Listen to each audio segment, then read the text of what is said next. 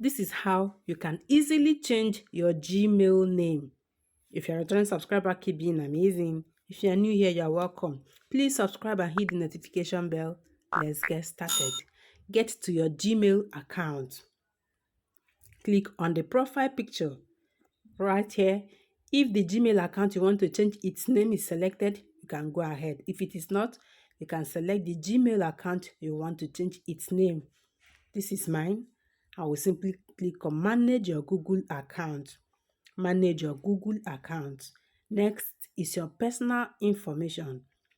Click on personal information. You want to change the name. Simply select here and change the name to whatever name you want this to bear. This is where you can change the name. I want it to still bear JannyCee. JannyCee. The last name should be TV. JannyCee TV. Once you are done, click save. Make sure you save these settings, okay? When you select save, your change might take a while to show everywhere. You will have to be patient. These changes will be made, but it will take a while. Definitely, it will be effected.